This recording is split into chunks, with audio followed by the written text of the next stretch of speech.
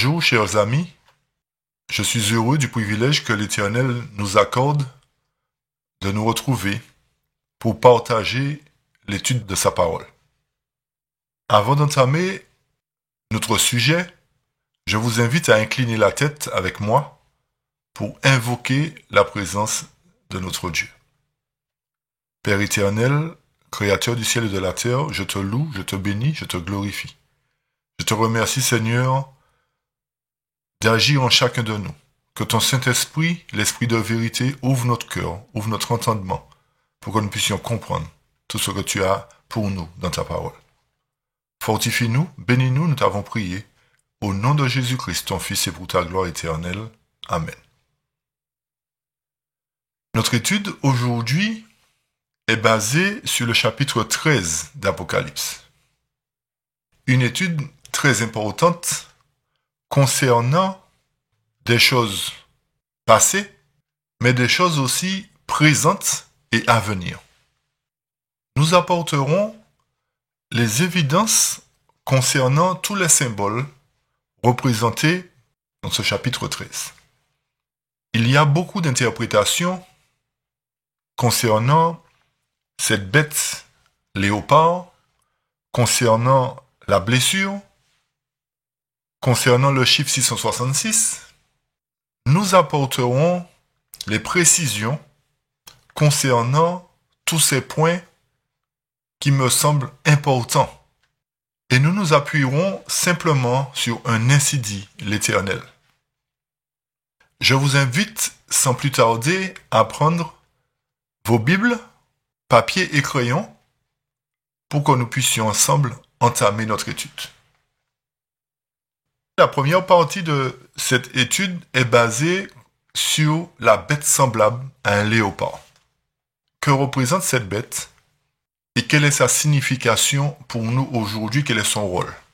Pour pouvoir comprendre cette étude, chers amis, je vais vous inviter à un bref retour en arrière dans le chapitre 7 de Daniel, pour que nous puissions bien faire la transition et que nous puissions bien identifier cette bête d'Apocalypse 13 et aussi les bêtes précédentes.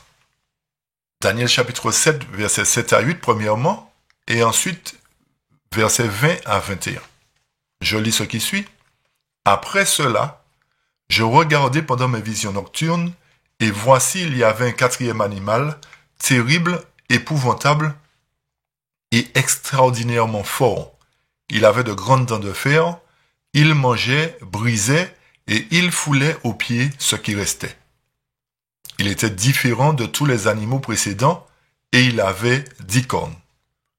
Je considérai les cornes, et voici une autre petite corne sortie du milieu d'elle, et 3 des premières cornes furent arrachées devant cette corne, et voici elle avait des yeux comme des yeux d'homme, et une bouche qui parlait avec arrogance.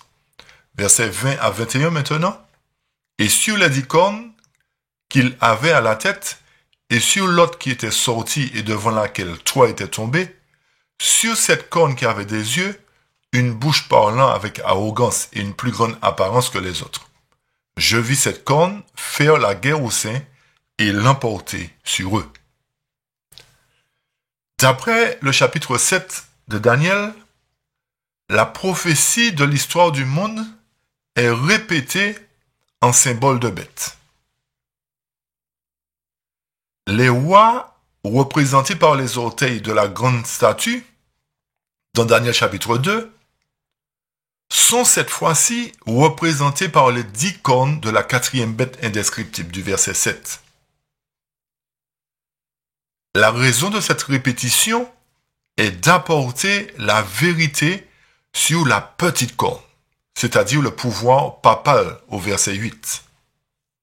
Les 10 cornes, c'est-à-dire les 10 rois, se retrouvent à nouveau dans Apocalypse chapitre 13 verset 1. Pour souligner le temps de la prophétie, comme expliqué par Daniel, c'est-à-dire dans le temps de ces rois, le Dieu des cieux établira un royaume. La bête d'Apocalypse 13 représente la période qui suit Rome. Étant donné que le démantèlement de l'Empire romain provoqua l'existence de ces rois, cette bête d'Apocalypse 13 est également appelée Rome dans son état de décrépitude, symbolisée par la grande statue de Daniel 2, verset 42, dont les pieds et les orteils sont de fer et d'argile. Le fer est le métal représentant Rome et l'argile la partie en décrépitude. La combinaison de la bête dans Apocalypse 13, versets 1 à 2 dans sa composition est la preuve qu'elle entre en scène après les 4 grands empires universels, c'est-à-dire Babylone, Médo-Perse, Grèce et Rome. Elle devient à ce moment-là la 5e bête et elle représente la période qui suit la chute de Rome. Et j'apporte un texte pour montrer effectivement à quelle période nous nous situons dans la statue. Un texte qui se trouve dans Témoignages volume 1 en anglais, page 360. Notre position dans l'image de Nebuchadnezzar est représentée par les orteils, dans un état divisé et deux matériaux de charpente qui ne tiendra pas ensemble. La prophétie nous montre que le grand jour de Dieu est juste devant nous.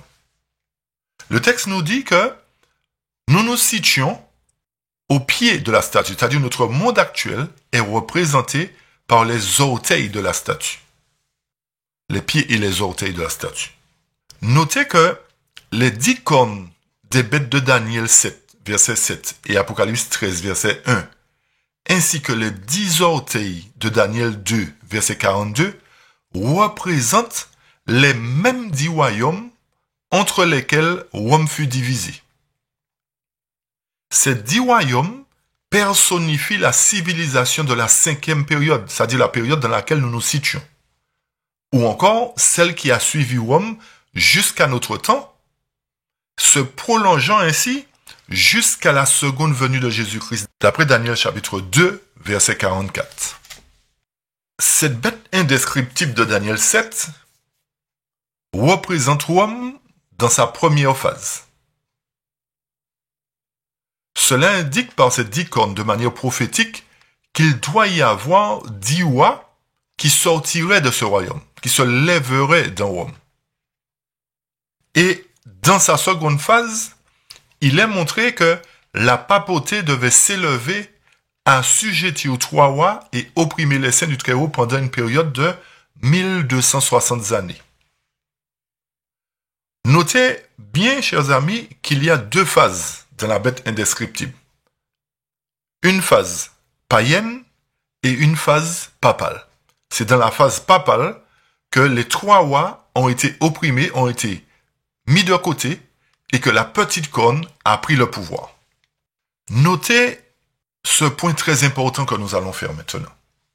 Quand Daniel a eu sa vision, lorsqu'il a expliqué les bêtes, particulièrement la bête indescriptible, la 4e bête, il n'a pas fait mention de la chute de la monarchie romaine ou de la papauté.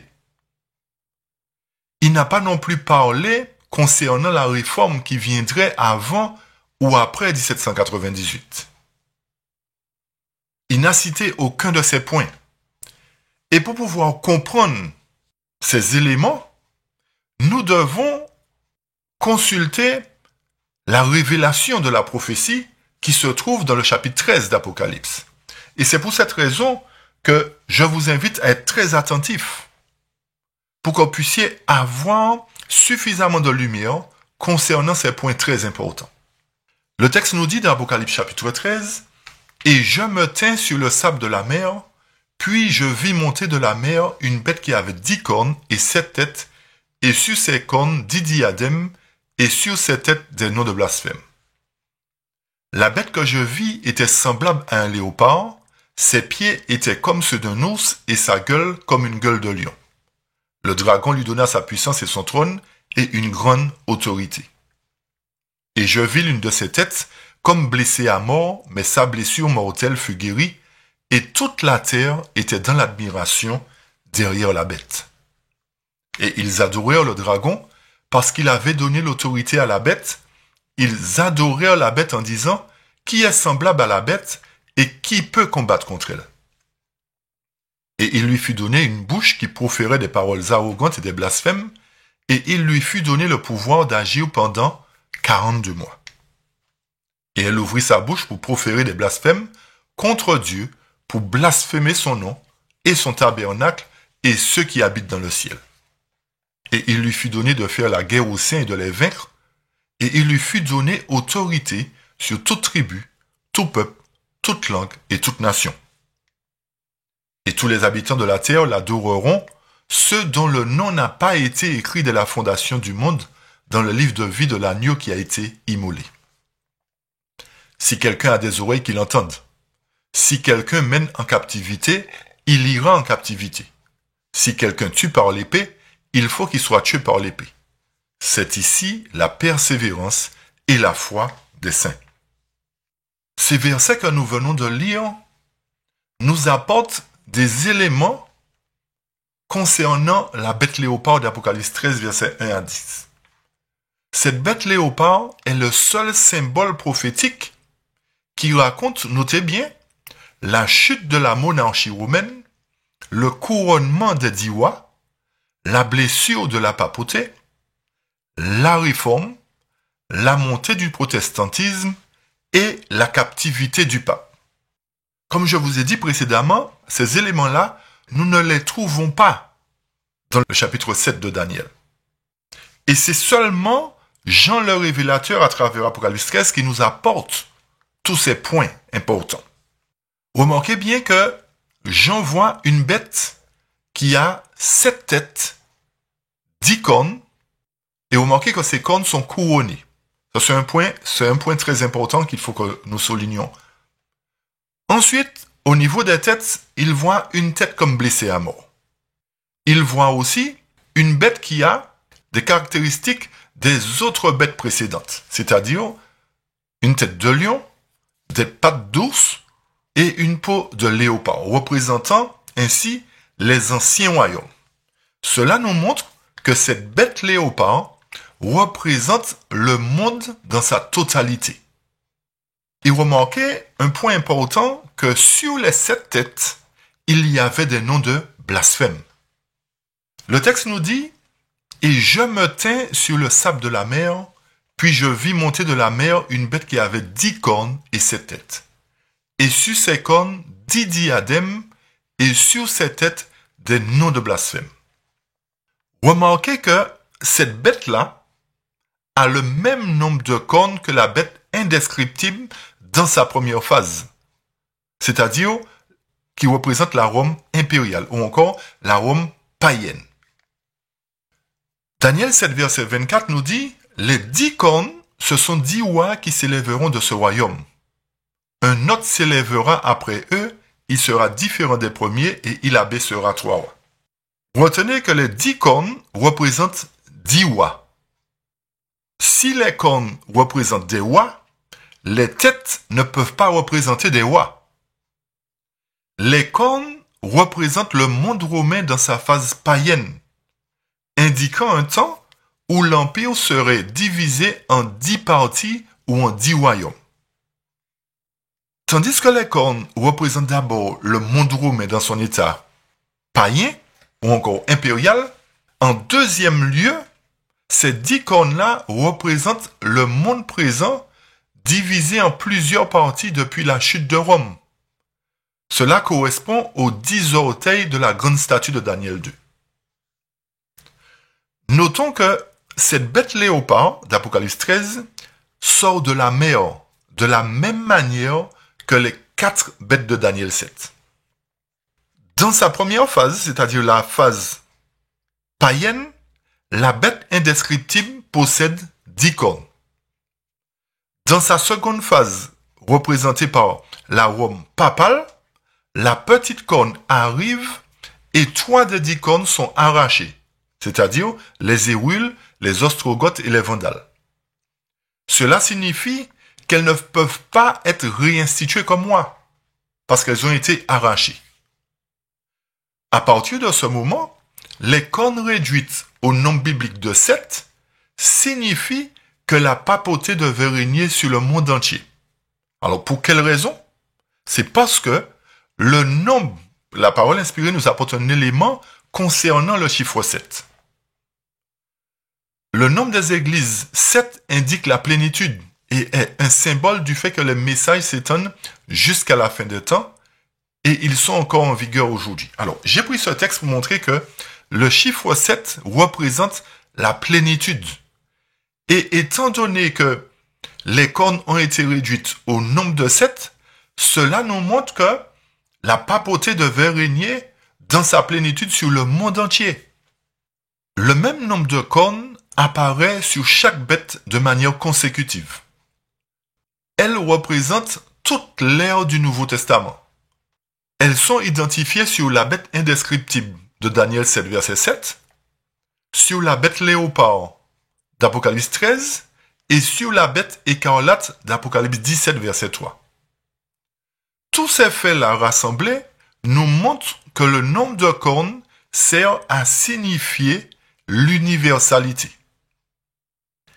Il est donc clair que le nombre fixe de cornes, c'est-à-dire 10, est employé pour symboliser universellement les peuples et les gouvernements. Comme il n'y a pas de cornes sur la bête d'Apocalypse 13, versets 11 à 18, c'est-à-dire la bête qui monte de la terre, il n'y a pas 10 cornes sur cette bête-là.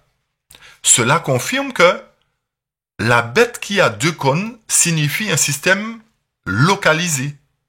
Cette bête, c'est-à-dire à partir du verset 11, je précise, à partir du verset 11 d'Apocalypse chapitre 13, cette bête qui monte de la terre n'est pas la même bête parce qu'elle possède 2 cornes, tandis que la bête indescriptible, la bête semblable à un léopard et la bête écarlate possèdent 10 cornes. Il faut bien faire la différence. Nous revenons au verset 2 et 3 d'Apocalypse 13. Le texte nous dit « La bête que je vis était semblable à un léopard, ses pieds étaient comme ceux d'un ours et sa gueule comme une gueule de lion. Le dragon lui donna sa puissance et son trône et une grande autorité, et je vis l'une de ses têtes comme blessée à mort. Mais sa blessure mortelle fut guérie, et toute la terre était dans l'admiration derrière la bête. » Remarquez, chers amis, que le dragon donne son pouvoir à la bête. Nous savons que la bête représente le monde entier, dirigé par les cornes. Dirigé par les cornes couronnées. Nous avons dit que les cornes représentent les rois. Et la bête représente la population, le peuple, qui est dirigé par ces 10 cornes. Alors, à partir du moment où le dragon donne sa puissance et son trône à la bête, il donne particulièrement son trône et son autorité aux dirigeants qui conduisent le monde comme Satan le veut. Un autre point, Jean le prophète voit une des têtes de cette bête léopard comme blessée à mort. Et il voit aussi la blessure guérie. Mais il y a un point particulier que Jean nous cite. Il nous dit que toute la terre était dans l'admiration derrière la bête. Notez que la terre n'est pas en admiration derrière la tête ou derrière la corne, mais derrière la bête. Nous apporterons les éléments nécessaires pour la compréhension de cette phrase tout à l'heure. Puisque ce fait rend le symbolisme incontestable, la bête semblable à un léopard vient dans la période succédant la chute de la Rome impériale. Retenez bien que cette bête léopard-là succède ou vient après la chute de la Rome païenne. Et cette période correspond aux pieds et aux orteils de la statue, le fer et l'argile de la grande statue de Daniel 2. Le texte nous dit « Et comme tu as vu les pieds et les orteils en partie d'argile de potier et en partie de fer, ce royaume sera divisé, mais il y aura en lui quelque chose de la force du fer, parce que tu as vu le fer mêlé avec l'argile. » En d'autres termes, la bête semblable à un léopard arrive à la fin de la période correspondant à la première phase de la bête indescriptible. Tandis que la seconde phase de cette dernière, c'est-à-dire la Rome papale, se poursuit jusqu'en 1798. Autrement dit, le déroulement de l'une empiète sur la course descendante de l'autre. La bête semblable à un léopard fut montrée à Jean, non pas alors qu'elle évoluait, mais lorsqu'elle arrivait sur sa fin. Je reprends ce point important. La bête semblable à un léopard fut montrée à Jean, non pas alors qu'elle évoluait, mais lorsqu'elle arrivait sur sa fin, car il dit, mais sa blessure mortelle fut guérie. Il vit la bête après que sa blessure mortelle fut guérie, car il emploie le passé fut. Daniel 7, verset 25 nous dit, il prononcera des paroles contre le Très-Haut, il opprimera les saints du Très-Haut et il espérera changer les temps et la loi, et les saints seront livrés entre ses mains pendant un temps, des temps et la moitié d'un temps. Notez que Daniel vit l'histoire future représentée par les bêtes, tandis que Jean vit le passé. En d'autres termes, Daniel vit ce que la bête devait accomplir, tandis que Jean vit ce que la bête avait accompli. Je reprends ce point. Daniel, à travers les différents textes de Daniel et d'Apocalypse, nous voyons par là que Daniel, lui, vit l'histoire future représentée par les bêtes, tandis que Jean vit l'histoire passée. En d'autres termes, Daniel vit ce que la bête devait accomplir, tandis que Jean vit ce que la bête avait accompli. Nous allons considérer maintenant les couronnes et les cornes.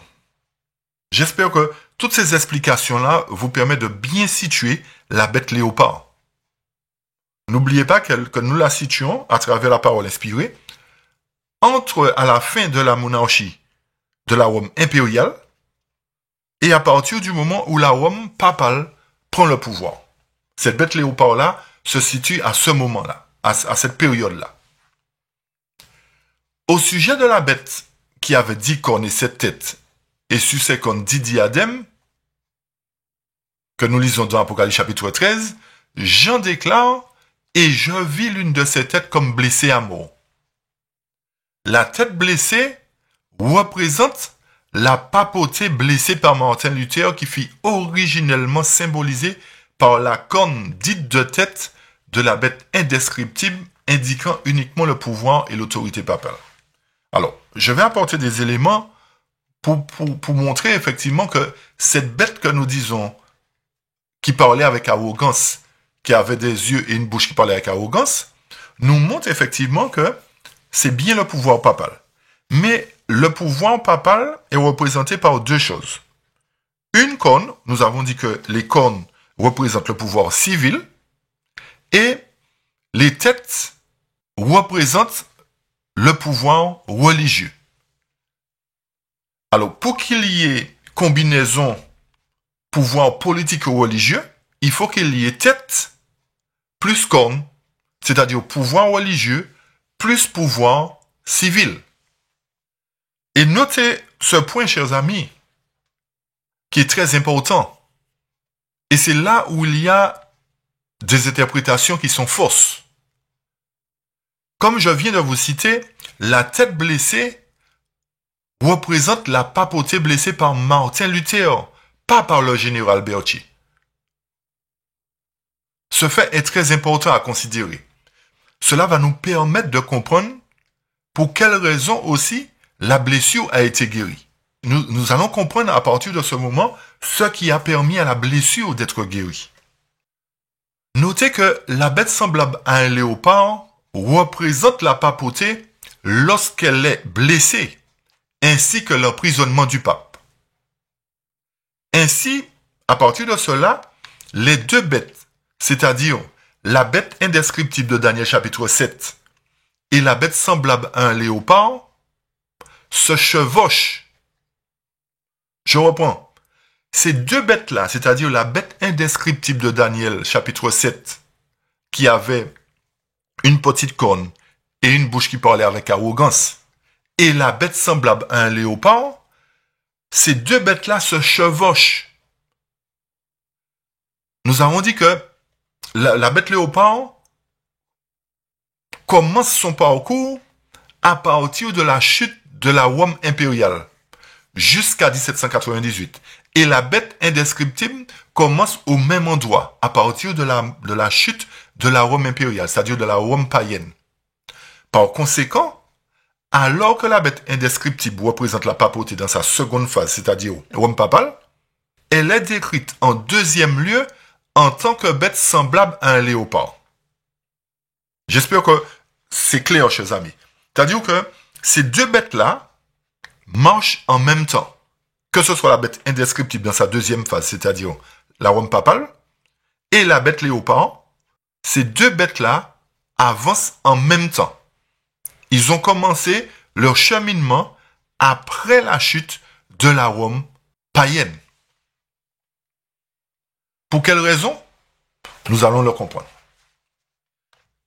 Une de ces bêtes-là révèle l'autorité tyrannique et l'autre décrit la chute de cette autorité tyrannique.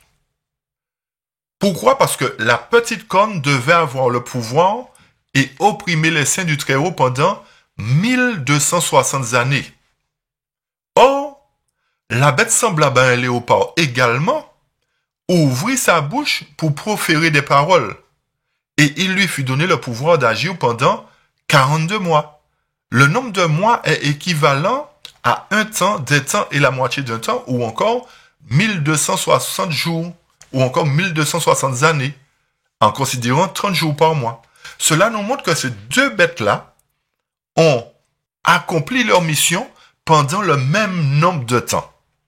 Alors c'est pour cette raison que nous disons, dans une certaine mesure, notez bien, dans une certaine mesure, que la bête semblable à un léopard représente la papauté. Mais nous verrons dans une autre phase que la bête léopard représente aussi le monde moderne dans lequel nous nous trouvons maintenant. Nous apporterons les éléments. Avec l'emprisonnement du pape Pie VI et sa mort le 19 août 1799, il y a une certaine transaction qui eut lieu entre la bête indescriptible et la bête semblable à un léopard. La tête et les cornes furent enlevées d'une bête et placées sur l'autre pour ainsi dire. La bête indescriptible avait 7 cornes, plus une petite corne qui parlait avec arrogance. Et à partir du moment où le pape a été fait prisonnier, qu'est-ce qui s'est passé?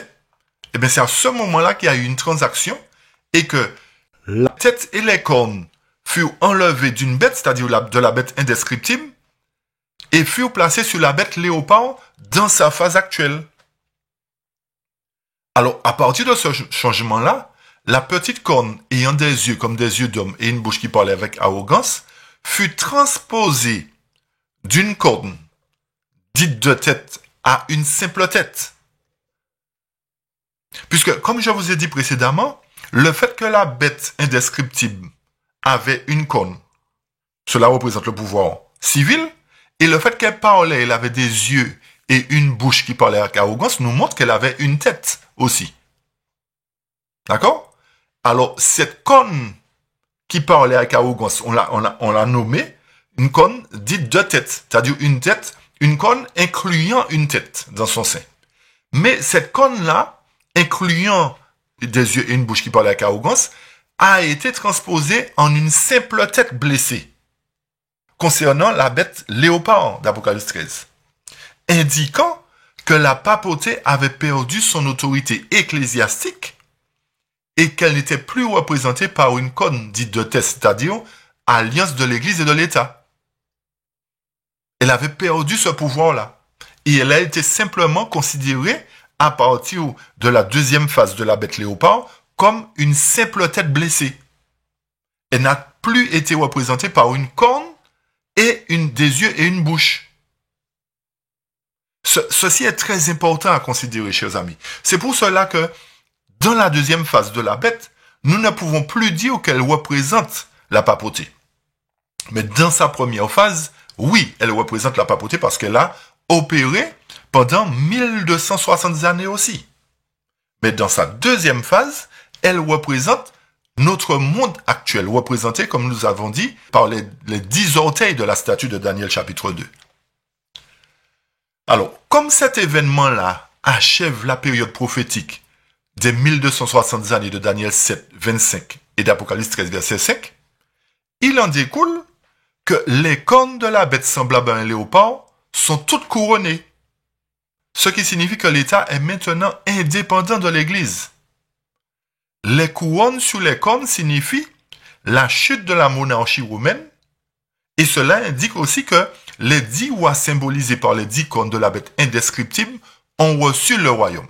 Rappelez-vous que dans la première phase de la bête indescriptible, c'est-à-dire la phase païenne, il y avait 10 cornes. Dans la deuxième phase, c'est-à-dire la phase papale, il y a 3 cornes qui ont été arrachées. Et concernant la bête léopard, nous voyons à nouveau qu'il y a 10 cornes. Cela ne veut pas dire que les 3 qui ont été arrachés ont retrouvé leur pouvoir, mais que 10 royaumes devaient s'élever de cette nation romaine pour prendre le pouvoir, pour prendre le contrôle de l'humanité.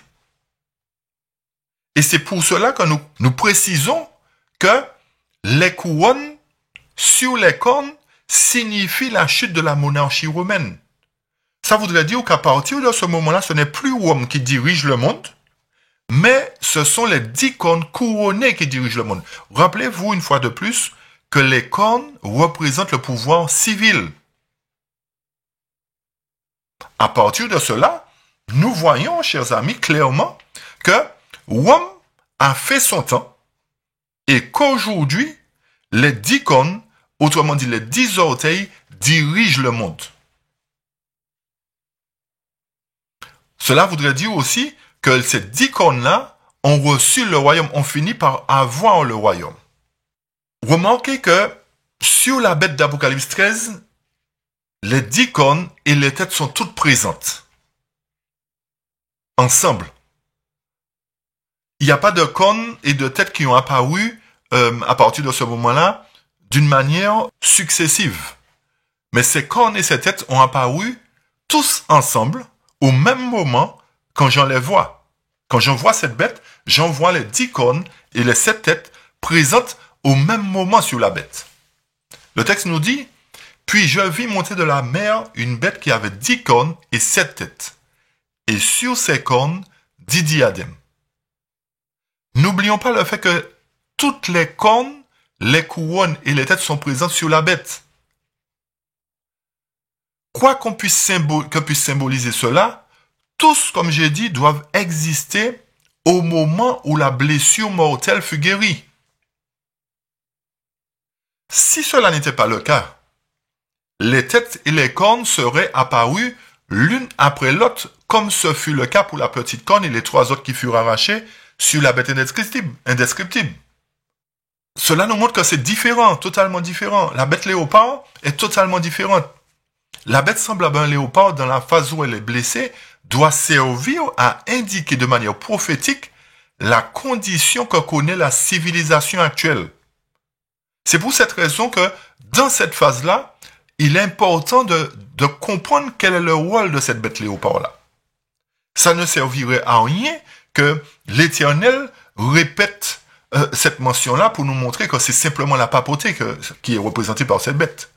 Non, c'est que l'Éternel a des éléments supplémentaires à nous donner concernant cette deuxième phase de la bête léopard.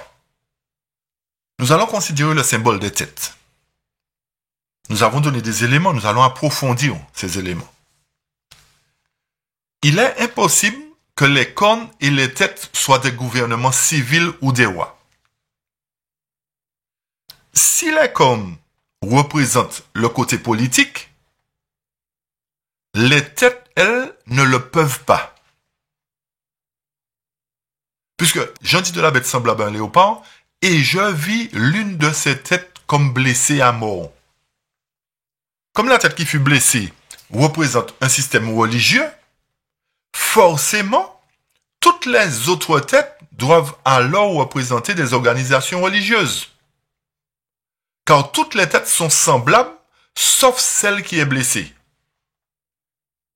Il est évident à partir de cela que les symboles servent à révéler le côté civil, c'est-à-dire les 10 cornes, et le côté religieux du monde actuel, représenté par les 7 têtes. Nous avons dit que les couronnes sur les cornes représentent l'autorité civile. Si les couronnes étaient placées sur les têtes, comme sur le dragon d'Apocalypse 12, verset 3, cela signifierait que les églises utilisent le bras civil de l'État pour propager leurs dogmes, comme au temps de la Rome impériale et papale représentée par le dragon, c'est-à-dire le pouvoir politico-religieux. Or, puisque les couronnes sont placées sur les cornes, cela prouve que l'État est indépendant de l'Église. Ces points-là sont très importants, chers amis, à considérer. Si les couronnes étaient placées sur les têtes, comme dans Apocalypse 12, cela montrerait que les églises utiliseraient le bras civil, comme au temps des Juifs, pour propager leur fausse croyance. Mais comme les couronnes sont sur les cornes, cela montre que l'État est indépendant de l'Église et que c'est l'État qui dirige le monde aujourd'hui. Ce sont les 10 cornes qui dirigent le monde aujourd'hui. Et les 7 têtes sont contrôlées par les 10 cornes. La bête semblable à un léopard, nous avons dit, descend des 4 anciens empires. C'est pourquoi elle représente le monde, mais plus particulièrement la totalité de la civilisation occidentale avec leur système civil et religieux. Par conséquent, les têtes représentent uniquement la chrétienté. Puisque Jean nous dit, il a vu une bête qui avait 10 cornes et 7 têtes, et sur ses cornes 10 diadèmes et sur ses têtes des noms de blasphème.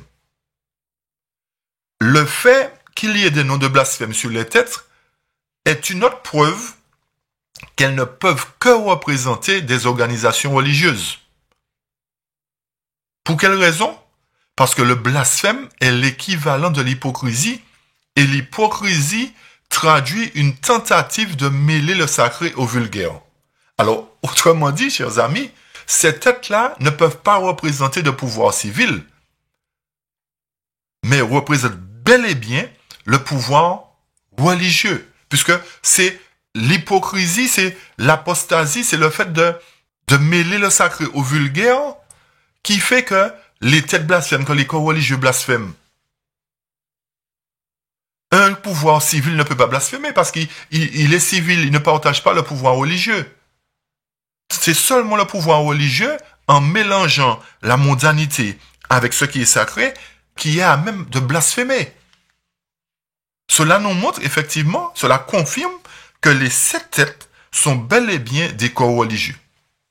Et pour apporter des précisions concernant le blasphème, Apocalypse 2, verset 9 nous dit « Je connais les calomnies de la part de ceux qui se disent juifs ou encore chrétiens et ne le sont pas, mais qui sont une synagogue de Satan. De ce nom sont Hyménée et Alexandre que j'ai livrés à Satan, afin qu'ils apprennent à ne pas blasphémer. » Cela nous montre en d'autres termes que la désobéissance à la parole de Dieu équivaut au blasphème. Du moment qu'on calomnie, qu'on dit ce qui est contraire à la parole de Dieu, on blasphème. Alors forcément, comme j'ai dit, ce sont ceux seulement qui proclament la parole de Dieu et qui la transforment à leur manière qui blasphèment. Ce sont des corps religieux. Alors, il y a une question qui surgit, à savoir, qui pourraient être ces dénominations qui blasphèment? 2 Pierre 3, verset 3 nous apporte certains éléments. Sachant avant tout que dans les derniers jours, il viendra des moqueurs avec leur raillerie, marchant selon leur propre convoitise. Pierre nous dit que dans les derniers jours, il y aura des moqueurs qui marchent selon leur convoitise. Et Paul, dans 2 Timothée 4, verset 3 à 4, nous dit « Car il viendra un temps où les hommes ne supporteront pas la saine doctrine, mais ayant des démangeaisons d'entendre des choses agréables, ils se donneront une foule de docteurs selon leurs propres désirs, détourneront l'oreille de la vérité et se tourneront vers les femmes. » Cela nous montre que les églises, à un moment donné, le fait de détourner les oreilles de la vérité vont blasphémer parce qu'elles vont mêler la vérité à l'erreur. Et c'est pour cela que Paul continue en ces termes dans 1 Corinthiens 1, versets 10 à 13 et nous dit « Je vous exhorte, frères, par le nom de notre Seigneur Jésus-Christ, à tenir tous un même langage et à ne point avoir de division parmi vous, mais à être parfaitement unis dans un même esprit et dans un même sentiment. » Paul est en train de nous dire, chers amis, qu'il faut qu'on soit unis dans la vérité. Il est en train de nous dire encore qu'il faut qu'on arrête de blasphémer, d'interpréter la parole comme nous voulons. Il faut qu'on arrête de modifier la parole et de blasphémer. Alors, la question, est-ce que Paul a été crucifié pour nous? Ou est-ce au nom de Paul que nous avons été baptisés? Non, bien sûr. Forcément, cela nous montre qu'il y a une grande confusion. Il y a une grande difficulté à déterminer immédiatement qui a raison, qui a tort. C'est pour cette raison qu'il y a autant de religions aujourd'hui. Et beaucoup de personnes ne savent où donner la tête, qui a raison et qui a tort, parce que toutes les églises sont considérées comme blasphémant contre Dieu. Si toutes ces personnes s'emploient à chercher la vérité, cela nous montre que c'est une tâche qui peut être accomplie facilement. Mais le fait que cela ne les intéresse pas de chercher la vérité, ils préfèrent qu'on les trompe plutôt que de demander à Dieu de leur montrer la vérité. Tous ces gens-là prient, mais leurs prières ne sont pas entendues. Pour quelle raison? Parce que Proverbe 28, verset 9 nous dit, « Si quelqu'un détourne l'oreille pour ne pas écouter la loi, sa prière même est une abomination. » Cela nous montre qu'il y a beaucoup de personnes, et j'entendais beaucoup de personnes dire, oui, il faut qu'on étudie, il faut qu'on étudie les vérités essentielles pour les temps. Mais quand ils entendent ces vérités-là, eh bien, ils ne sont pas d'accord. Et pourtant, ce sont des vérités qui sont écrites dans la parole de Dieu. Mais ils préfèrent rester ils préfèrent ne pas connaître le plus souvent la vérité et rester avec leurs propres opinions, leurs propres conceptions des choses et continuer à blasphémer. Jusqu'à présent, Dieu n'a pas cessé d'envoyer des messages pour éclairer sa parole écrite. Mais les chefs de chaque section, de chaque église, tous ces chefs-là ont rejeté ces messages. Et les seules personnes, les quelques personnes qui sont prêtes à tout sacrifier pour la vérité, furent forcées de quitter les églises pour marcher avec la lumière. Mais notez bien que Dieu ne nous demande pas de quitter les églises. Dieu ne nous demande pas de quitter son église. L'église, c'est l'église de Dieu, même si elle est ballottée à droite et à gauche. Alors, si ces chefs-là avaient voulu corriger l'erreur et purifier l'église, il n'y aurait pas eu tout ça d'église aujourd'hui. Il n'y aurait eu qu'une seule église. Mais en niant la vérité, chaque section s'est coupée du bras puissant de Dieu. Et à partir de cela, aucune de ces églises n'a reçu de lumière additionnelle sur les Écritures, autre que celle transmise par les fondateurs de chaque mouvement. Et c'est pour cela que nous voyons des églises qui n'ont pas progressé. C'est pour cela que nous voyons que sur les 7 têtes, il y a des noms de blasphème. Parce que les églises et leurs dirigeants se sont contentés simplement de ce qu'ils ont appris. Ils n'ont pas été plus loin. Ils n'ont pas puisé dans les mines profondes de la parole de Dieu. Ils n'ont pas vendu tout ce qu'ils avaient pour acheter le trésor. Et comme j'ai dit, si tout le monde cherchait la vérité diligemment, il n'y aurait eu qu'une seule religion. Qu'une seule religion. Il n'y aurait pas eu 10 000. Il n'y aurait pas eu 7, c'est-à-dire la plénitude pour montrer que toutes les religions sont en train de blasphémer, chers amis. Cela prouve l'exactitude de la parole de Dieu. Et plus la section de l'Église est ancienne, plus la condamnation est grande. C'est pour cette raison que ces églises-là sont représentées par les têtes. Et les blasphèmes qu'elles portent signifient leur chute. Si ces églises refusaient aussi d'écouter ce dernier appel, la révélation de ces faits se retournerait alors contre elles et entraînerait le ruine définitive. C'est pour cette raison que l'Éternel envoie cette lumière aujourd'hui, cette vérité aujourd'hui, pour permettre aux dirigeants, à chaque église, de prendre conscience qu'elles sont dans un état de blasphème. Il faut qu'elles arrêtent. Il faut qu'elles changent de cap. Qu'elles changent leur tradition. Et qu'elles se tournent vers l'Éternel. Le message concernant les 144 000 et l'appel à la réforme représenté par l'Église adventiste du 7e jour en 1888 et en 1930 fut rejeté de la même manière. Comme l'autorité des églises n'a pas accepté ou n'a jamais accepté à aucun moment un quelconque message, cela accomplit certainement la prophétie suivante, qui se trouve dans Jérémie 8, verset 9 et Jérémie 10, verset 21. Le texte nous dit, les sages sont confondus, ils sont consternés, ils sont pris. Voici, ils ont méprisé la parole de l'Éternel. Et quels sages sont-ils? Les bergers ont été stupides, ils n'ont pas cherché l'Éternel. C'est pour cela qu'ils n'ont point prospéré et que tous leurs troupeaux se dispersent. Puisque l'histoire de l'Église est ainsi, et que la dernière section, c'est-à-dire les Laodicéens, est dans une condition bien pire et sous le coup d'une condamnation bien plus grande que les sections qui la précèdent, et puisque, notez bien, il ne reste plus suffisamment de temps pour appeler un nouveau mouvement, le seul remède qui reste et qui est capable d'apporter une vraie conversion et une vraie réforme, c'est de préparer une église qui pourra se tenir sans tache, ni ride, ni rien de semblable. C'est pour cette raison que l'Éternel a envoyé la lumière supplémentaire.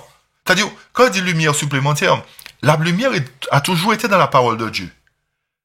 Mais parce que nous avons voulu marcher selon nos propres voies, eh bien, la vérité nous a été obscurcie. Mais du moment que nous cherchons la vérité, nous comprenons que l'Éternel nous interpelle et nous demande de changer de position, d'arrêter de blasphémer. À partir de ce moment-là, l'Éternel nous ouvre les écluses des cieux. Il permet au Saint-Esprit de nous ouvrir l'intelligence et de nous montrer les vérités qui sont révélées dans sa parole. Ce n'est pas une nouvelle vérité. Les vérités sont là. Mais il faut chercher pour pouvoir comprendre. Et c'est quand nous cherchons, l'Éternel nous montre les évidences, nous montre nos erreurs et nous aide à changer. C'est pour cette raison aussi qu'Apocalypse 12, verset 17 nous dit « Et le dragon fut irrité contre la femme, c'est-à-dire le corps de l'Église. Et il s'en alla faire la guerre au reste de sa postérité, c'est-à-dire à ceux qui gardent les commandements de Dieu, qui ont le témoignage de Jésus. » Remarquez bien que le dragon est irrité contre la femme. Mais le texte ne nous dit pas qu'il affecte la femme. Il est simplement irrité contre la femme. Cela nous montre qu'il ne peut plus accabler la femme. Il ne peut plus accabler l'Église. Mais qu'est-ce qu'il va faire? Il va faire la guerre au reste de la postérité de la femme, puisque vu que la femme, c'est-à-dire cette Église-là dans Apocalypse 12, sera une Église purifiée, le dragon va se trouver fâché. Il va dire, comme je ne peux plus avoir accès à cette Église purifiée-là, je ne peux plus les atteindre, je vais aller faire la guerre au reste de la postérité de la femme.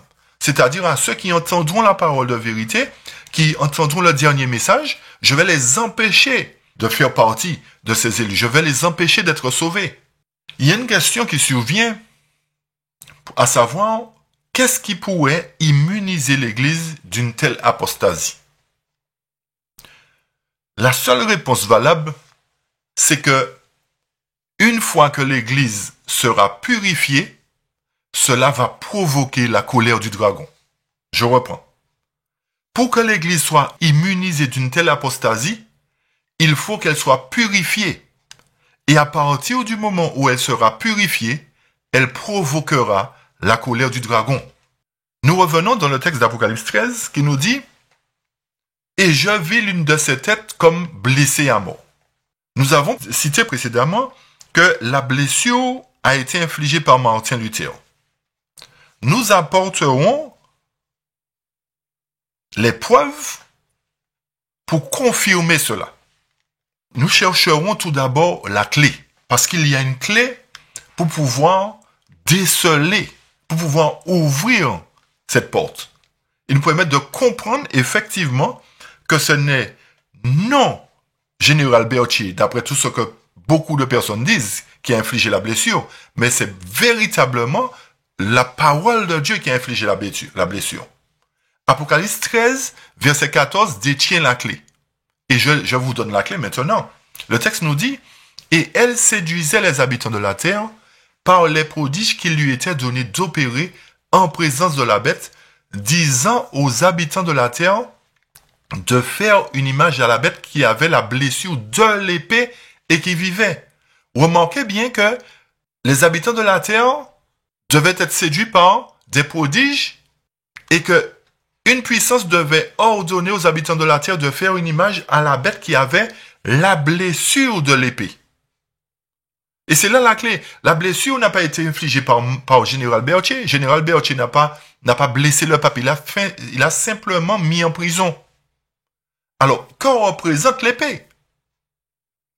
Éphésiens 6, verset 17 nous dit, « Prenez aussi le casque du salut et l'épée de l'esprit qui est la parole de Dieu. » Autrement dit, chers amis, cette épée qui a infligé la blessure mortelle à la papauté est bel et bien la parole de Dieu.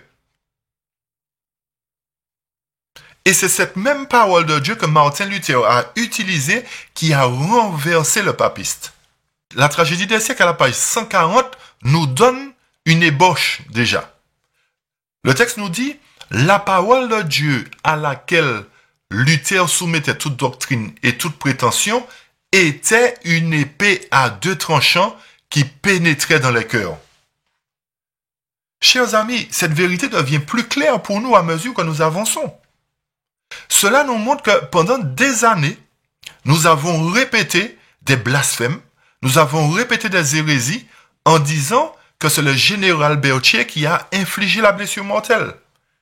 La parole inspirée aujourd'hui nous prouve le contraire. Nous prouve que pendant toutes ces années, nous avons proclamé l'erreur.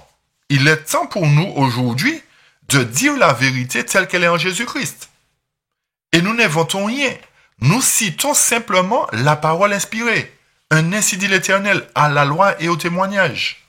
Alors, comme la tête blessée fait référence à l'attaque portée par la papauté par Martin Luther, l'exil du pape en 1798 était un signe que la blessure était complète et que la période prophétique s'achevait. J'explique ça d'une autre manière.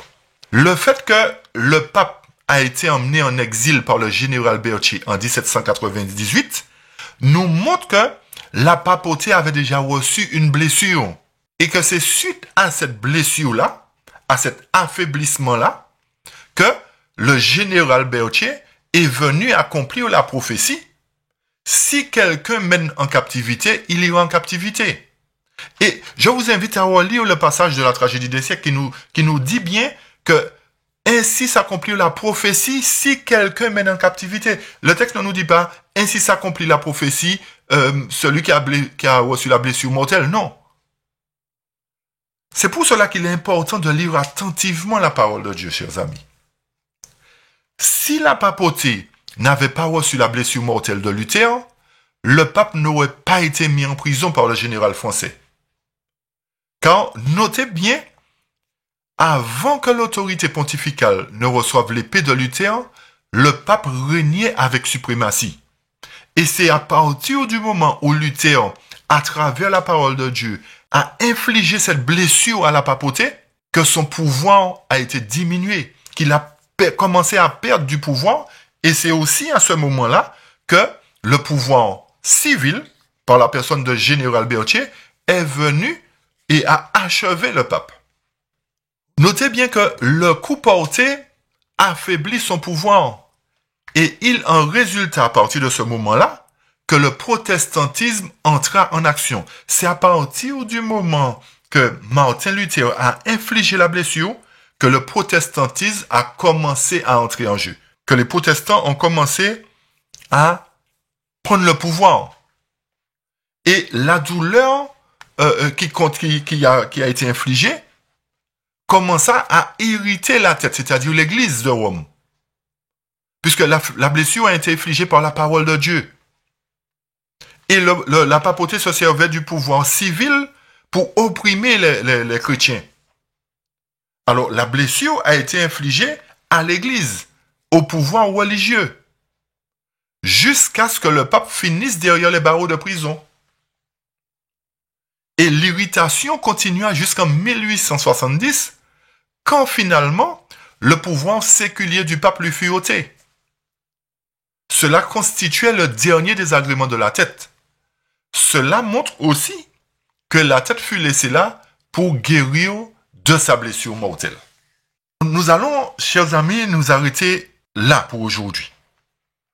Nous allons entamer la deuxième partie de l'étude pour apporter la précision supplémentaire qui nous montre qu'effectivement, la papauté a été blessée par la parole de Dieu.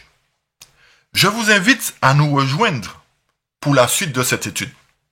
Et j'espère que tous ces éléments que nous avons apportés vous a permis d'ouvrir les yeux et de comprendre qu'il est temps pour chacun de prendre position pour la vérité et d'arrêter de blasphémer, d'arrêter de suivre l'homme, mais de suivre un ainsi dit l'Éternel. Que Dieu vous bénisse, chers amis, qu'il vous accorde sa grâce et que son Saint-Esprit illumine nos cœurs et nous aide à comprendre l'évidence de la parole. Que son nom soit glorifié et béni, et je vous retrouve pour la suite de notre étude. Amen.